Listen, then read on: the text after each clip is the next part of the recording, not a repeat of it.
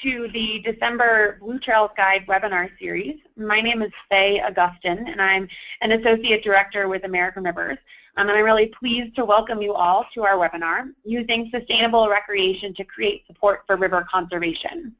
And I'm very excited to welcome our guest presenter this month, Chris Seek, who I'll give a proper introduction to in just a few moments. A couple of quick things before we get started. If your connection is lost at all during the webinar, I would encourage you to log in again using your unique web link and passcode that was provided to you when you registered with GoToWebinar. Additionally, this webinar is being recorded and will be available next Wednesday, December 21st, for viewing at bluetrailsguide.org/blog. And if you have any additional questions or ideas about a future webinar, I'd encourage you to reach out to me, and my contact information is below. Finally, to ask a question, we encourage you to ask any and all questions throughout the webinar. There is a handy question box in your GoToWebinar side panel, and please feel free to ask questions throughout the webinar. We'll leave about 5 minutes at the end of the webinar to answer as many questions as we can. And many of those questions that are not answered, we will have available in a transcript with the recorded webinar on December 21st, again at the Blue Trails Guide blog, bluetrailsguide.org/blog.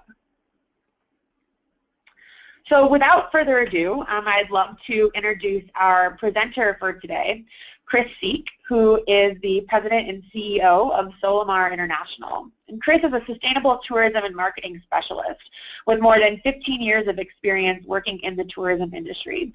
He's helped more than 75 tourism destinations and 3,000 tourism enterprises develop and market visitor experience that support biodiversity conservation, cultural heritage preservation, and the well-being of local residents.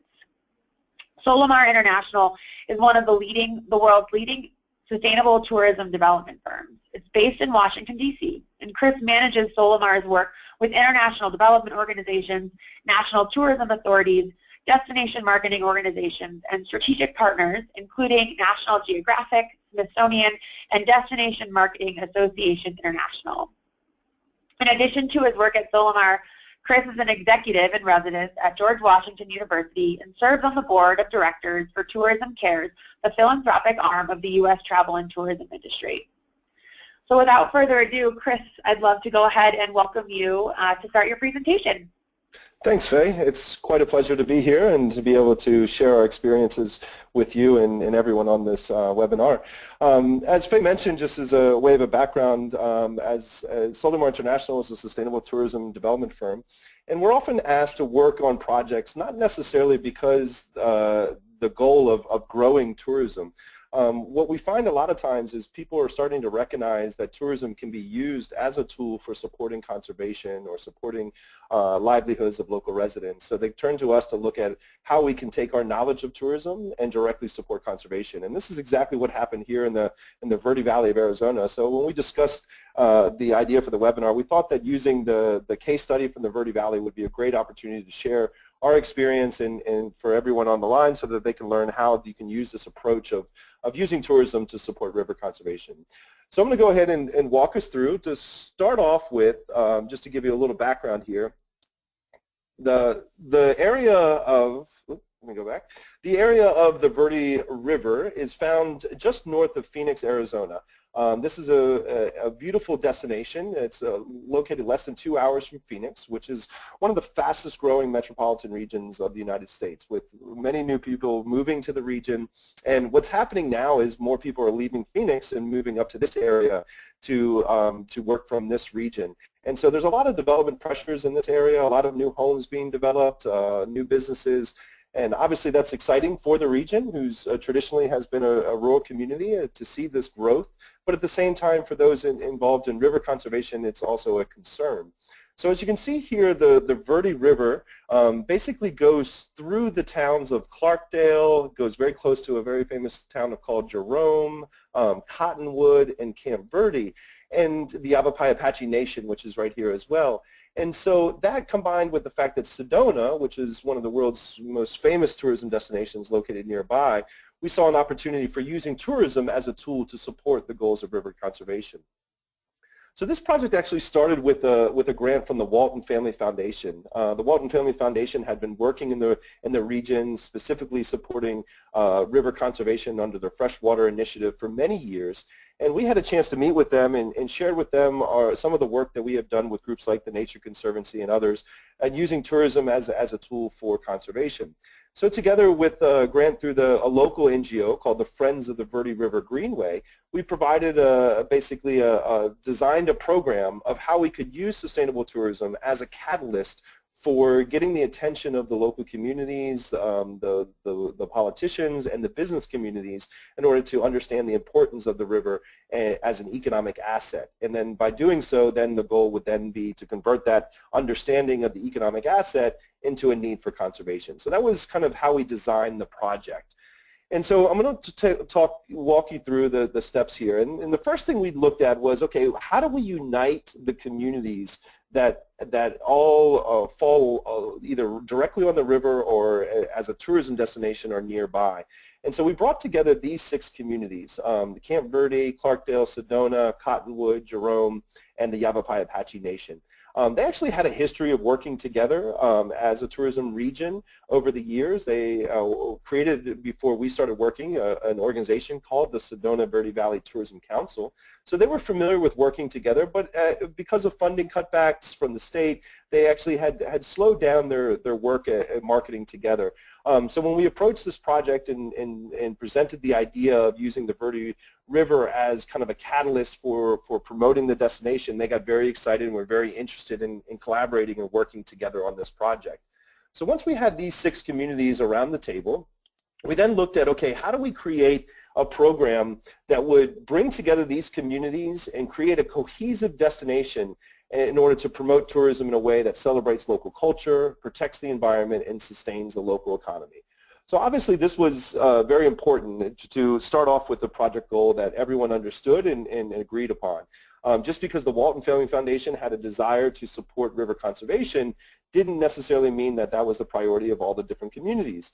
So by framing river conservation as part of a sustainable tourism approach and helping understand the connection between conservation and the economic development that many of the communities were looking for, we were able to get everyone around this idea that it's not just about river conservation, it's about a special type of tourism that really celebrates this local culture, protects the environment, and supports the local economy. So with that in mind, we now had a project goal that could bring everyone, not just the tourism and the economic development officers to the table, but it also allowed us to reach out and bring together our conservation partners. There were quite a few local conservation NGOs that were doing some excellent, fantastic work in this region, but they looked at tourism as kind of like the bad guys, as they saw tourism coming and using the river or using the area, but not necessarily supporting the river. And so we wanted to show that by putting a project together, we could unite these two different industries, whether it be conservation or the tourism industry. So the next step we looked at was kind of making sure that everyone was clear on what are we trying to achieve with this project. So if you look at these objectives here, you'll notice that it's a combination of both economic and kind of marketing focused objectives in terms of raising awareness of the destination, attracting a higher value traveler, a type of traveler who would appreciate a kayak on the river or bird watching that maybe they traditionally weren't necessarily attracting.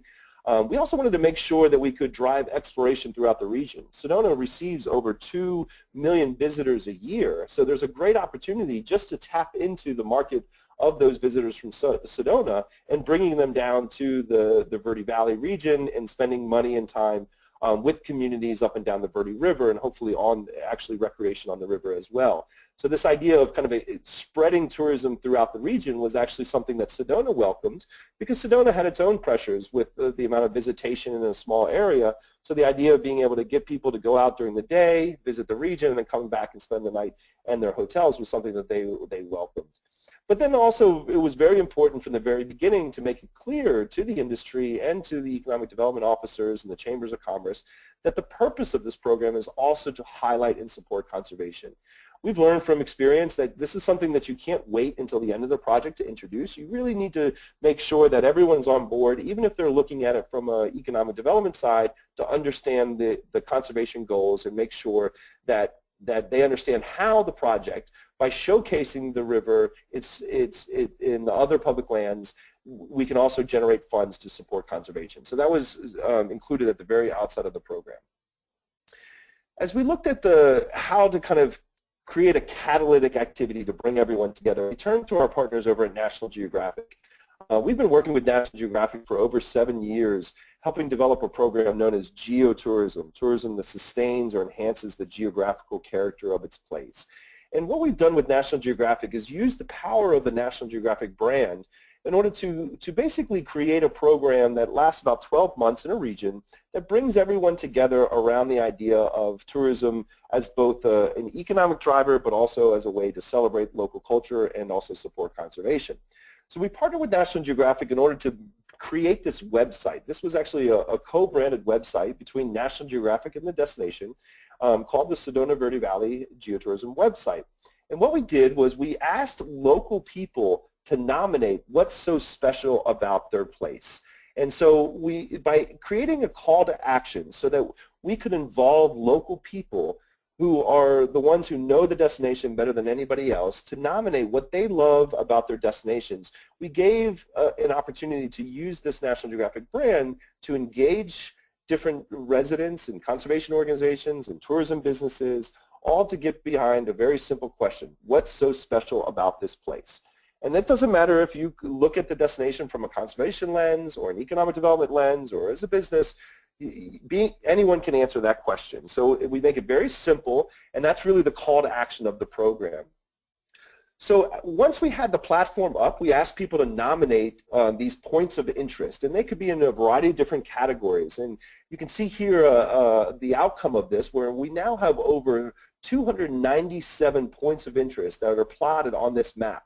And all of these nominations came from local people. So we defined what is it that we're looking for in terms of criteria, the types of points of interest that we would like to see, and then working through the partners that were involved in the very beginning of the project, we were able to conduct an outreach strategy in order to engage those that knew the information about these destinations and could help us populate this. And so as you mouse over all these different points of interest, a little icon will come up here that gives you an overview of what is this point of interest. And if you were to click on this, you then move to basically a full page description of that point of interest. So here's an example of the Tabaskai Marsh that has both it's an important birding area right around Tuzugut. And so here, this full page starts off with a video that was uploaded and then a full description about this destination. As you can see here, this was provided by, there's a contact information for, in this case, the Northern Arizona Audubon Society, who was the content owner, if you will, of this piece of content, with their contact information, email address, and links to their website as well. But in addition to the conservation kind of focused points of interest, we also had the opportunity for businesses to be able to showcase their whether it be their outdoor tours, their restaurants, or their hotels. And again, what we ask for is that it has to be unique to the destination. So we really try to avoid some of the places like a franchise that you might find in any place around the world. We really want to focus in on content that's unique to the destination. So that's really the big criteria that we use to determine what should go on the site and what should not.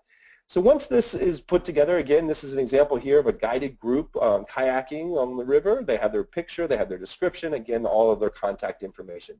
So it's a very powerful tool to engage the industry, because who doesn't want to be featured on the National Geographic website? Once this was done, and really the reason why these projects are so successful is because of the amount of people that contribute to the site. So when we ask people what's so special about your place, we direct them to go to the website where they can go ahead and register on the site. And they create their bio. So here's an example of one of our contributors, Dennis here, who actually created this Marsh one that I showed earlier. But you can see he also actually created quite a few points of interest. These are areas that he felt was important to be featured on this website. So he created all of these different types of content. So every contributor has the opportunity to create this content, and then there's a local editorial board that's created at the very beginning of the project that has representatives from the conservation community, from the business community, to make sure that the content that's produced locally is validated. We need to make sure that these are real places, that they're really open, and that the information that's being presented is what should be presented. So we have this local editorial board who approves this. But these local contributors is really what makes all this rich content in the program so successful. And you can see here on the bottom of the website page how we feature these local contributors, and then we showcase all the different partners who were involved in this project. And this is just a few of them. We also had some federal partners like the National Park Service and the U.S. Forest Service as well. And these partners not only helped us design the project, they helped set the criteria, but they were instrumental in helping us get the word out to local contributors to let them know that this project exists and asking them to participate. So that's a very important part of the project. In addition to the National Geographic website, the organization, the Sedona Verde Valley Tourism Council, had its own website, and we offered to go ahead and update this website as part of the process because we knew the better that the destination was presented, the better the businesses were presented, the more opportunities we had to engage those businesses in order to support conservation. So we took this website and we converted it into a separate website for the organization that featured the different communities that are part of the Sedona Verde Valley Tourism Council. And this one, like the National Geographic website, included where to go, things to do, and tools to help plan your trip, including a blog that's focused on different stories from the destination, and also an event calendar to highlight all the different events in the region. So these are important aspects because as a visitor, these are things that you're looking for. You're looking for events, you're looking for stories, you're looking for recreation, and by being able to create content that appeals to the visitors, then we're able to get the businesses to want to be on those websites and those website platforms. And that's a very important part of this process. So, but before we get there, one of the things I also wanted to highlight is how we also use social media. As many of you know, social media is an incredible tool now used for destination marketing. And so we use the same idea of the website and highlighting these unique places in the social media as well. And these are some example posts. And you can see here that we're using the content that came from the actual National Geographic website, the content that was nominated and highlighted. And we highlight and showcase the river as part of the communication messaging as well. So when we reach out to the consumers, we're highlighting this. And then we pull all this together also in a regular newsletter that reaches out to the consumers, the travelers who are visiting the region, but also all of the different businesses and community members that were part of this process. So they stay engaged in the process, and again, we continue to remind them about the river and showcasing the river as an important economic asset for the region. And we're in the process now of creating a companion guide, which will be a visitor guide that will be distributed throughout the region, again, using this opportunity to highlight the river in this and showcasing that as a main important attraction for visitors in the region. And this slide here summarizes all the different tools that we use in order to promote the region. So we have the National Geographic website, we have the Sedona Verde Valley Tourism Council website, we have the blog, the social media, the calendar, newsletters, and the visitor guide. These are all tools used in order to reach the consumer and to help influence where they go and how they spend money in the destination. By doing that, we now have the opportunity to reach out to our private sector partners in the region and invite them to become marketing partners where they can engage and actually support the marketing outreach efforts of the program. Again, this is an important thing because many businesses are looking for marketing benefits when they're looking at trying to grow their business. So this organization and this partnership creates that ability for them to reach the market. And these are the different ones available. But this is where the conservation strategy really comes into play because in addition to providing marketing and marketing support for the destination, what we've also done is taken the conservation partners. We identified several conservation NGOs in the destination that were already doing some fantastic work, including the Red Rock Trail Fund, the one for the Verde, which is a great NGO that's basically collecting money from businesses and then reinvesting that into river conservation and recreation opportunities. Another program called the Sustainability Alliance, which is encouraging businesses to look at voluntary standards for minimizing their impact on the environment, including the use of less water as well. So by highlighting these organizations as part of our marketing efforts, what we do is we provide the businesses who are participating in these programs additional benefits that these programs alone could not be able to provide.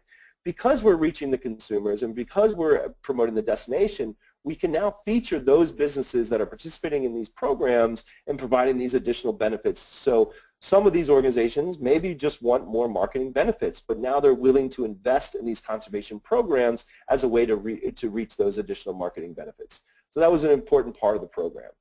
So just in summary, in conclusion here, in terms of recommendations for other river communities, the first recommendation is to think about the river as the tourism destination.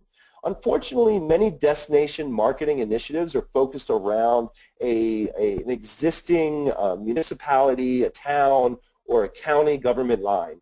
But if we can use the river to kind of unite and bring people together to see a destination the way a traveler does, we can create a desire and will among those communities to work together to promote and develop the region. Secondly, by bringing communities together focusing on tourism or economic development, it was much easier for us to convince these communities and the different town councils and chambers of commerce to get involved in this project because we didn't lead with the focus of conservation.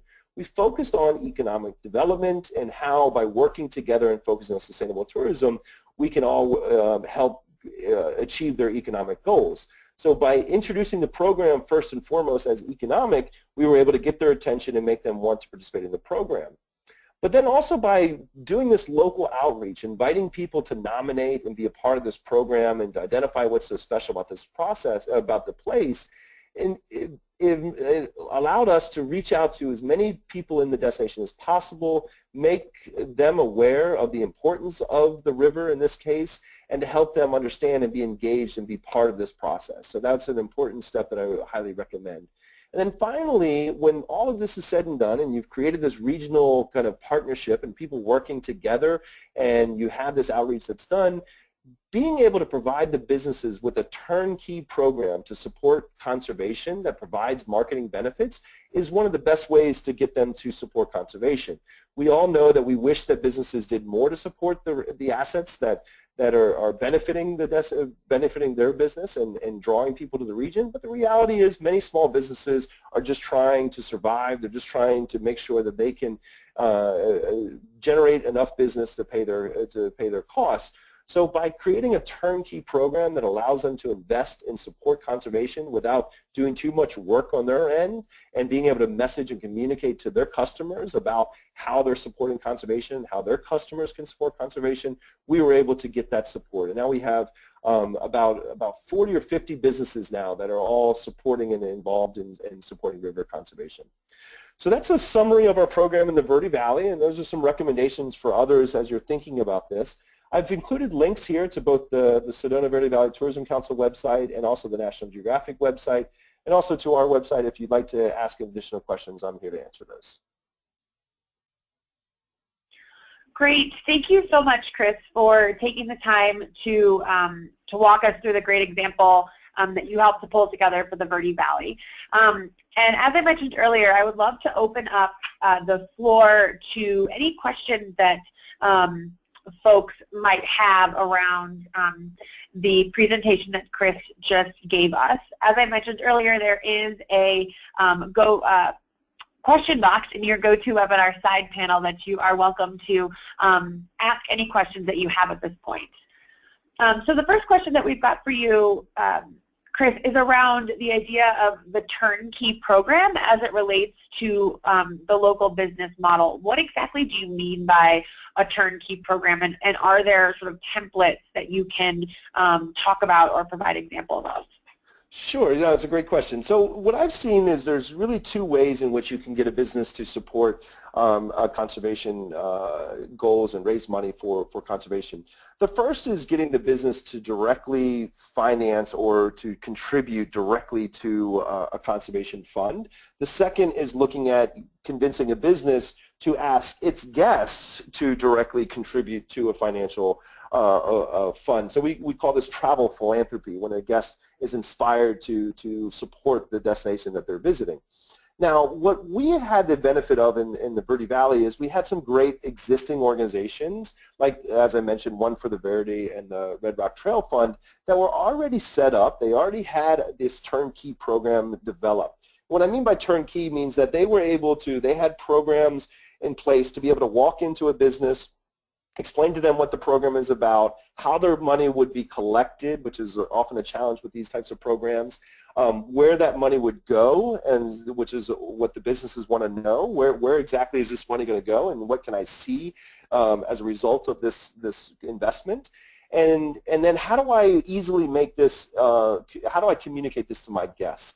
And so what they did in this case, these programs were already set up, and we were able just to introduce these programs to the businesses in the area.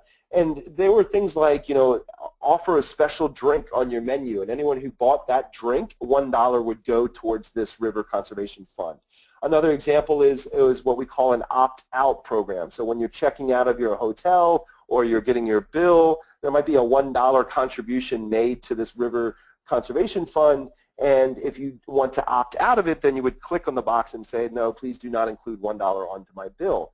The other example of that is an opt-in program, where you leave the guest the opportunity to check the box to say, yes, please add $1 to this conservation fund.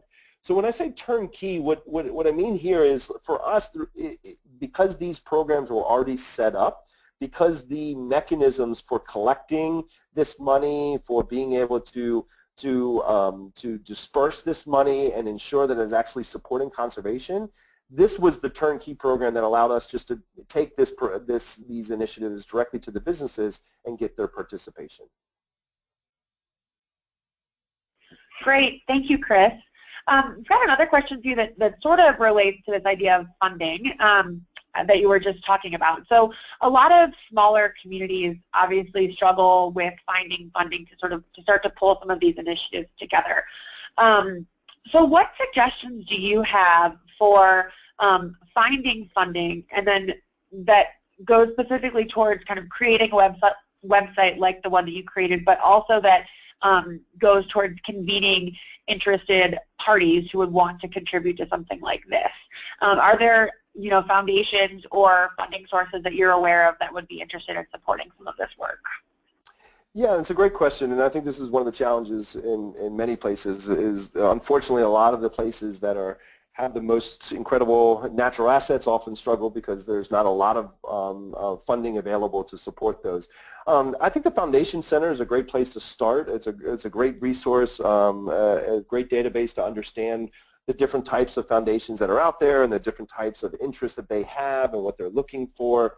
And I guess this is one of the things that I would encourage those to think about, is sometimes you have to think beyond just, for example, river conservation. It might be there might be funding available to support economic development, or in some places we've been able to tap into to funding support for cultural heritage sustainability. And so understanding the different donors that are out there and what their interests are, and then being able to demonstrate how a sustainable tourism project can help support those goals. So I would say that that's the first thing. What I also find from our experience with National Geographic is a lot of times we have a local, what we call a change agent, somebody who's really passionate about supporting a project like this, and then we work together to design the project and put together the, you know, how this would be able to achieve multiple objectives, from economic development to conservation. And then once it's packaged, we then are able to then give this kind of proposal template to the local organization or the local change agent, who then is able to knock on doors that potentially they weren't able to knock on before. And we've had some success with that, both with National Geographic and with Smithsonian, with our work with Smithsonian, where they were able to get the interest of a foundation who all of a sudden thought, wow, this is a great program to support. There's also the federal agencies, also any land managers also have a desire to support community outreach and engagement. So again, they often are catalysts for getting these types of projects started. So getting their support of the project from the very beginning, even if they don't necessarily have the financial support, getting their support to doing a project like this, they often are the ones who are able to help us find those types of foundations or private companies that might be interested in supporting this. Great, thank you so much, Chris. And I think we have time for one more question. So the last question that we will ask here on the webinar is, what types of outreach, specifically when you're reaching out to potential tourists, have you found to be most successful, especially when it relates to people that have not been to the area before? Yeah, that's a great question. I mean, I think the first and what I always recommend to people is just to start really with this kind of brand strategy. Every destination has a brand. This is the promise that you're offering to visitors. And so what makes your destination unique? Why should they come to vacation there? What are they going to experience when they come there? Is it going to be the scenery? Is it going to be the recreation? Is it going to be the culture? Is it going to be a mix of all of those? So starting first with really having an understanding of your brand and your destination and what makes your area unique is really the most important place to start. And then from there, this idea of what we tell destinations now is to think about themselves as storytellers, as almost like the publisher, if you will, of the destination. What's going on in the area? What are the stories? What are the events? What is it like? What types of birds can you find in this region? So a lot of times people think of marketing and they think, oh, we got to build a website, we got to make a brochure, but those unfortunately are static once they're developed. So what we encourage people to think about is this idea of storytelling, and that's why with the blog feature of any website is very important, because it allows you to come up with stories about the destination that's unique. Ideally, you're thinking about those around what you think travelers are looking for, so that goes back to your brand strategy, telling those stories, and then utilizing social media as a way to reach more people with those stories. So storytelling by far is really what I would recommend. And then there's a unique opportunity as well to involve your local partners, whether they be conservation partners or tourism companies, in order to promote the destinations and to tell these stories of the place. So storytelling is definitely the recommendation there. Great. Thank you so much, Chris. And I wanted to go ahead and wrap the webinar up, being mindful of everybody's time. It is 11:30 Mountain Time. So thank you so much, Chris, for your really informative and helpful webinar on using sustainable tourism to help improve river conservation. And thank you, everyone, for tuning in to our webinar this month. I would encourage you to check back on December 21st for a link to the recorded webinar, as well as the transcript of all of the questions that were asked during the webinar. That will be available on the Blue Trails Guide blog, www.bluetrailsguide.org/blog. Additionally, we'll have our webinar series back up in 2017, so stay tuned for more information on our January webinar series. Thank you again, Chris, and thanks all of you for tuning in, and have a great rest of your holiday season, and we'll see you all back in 2017. Thanks, May.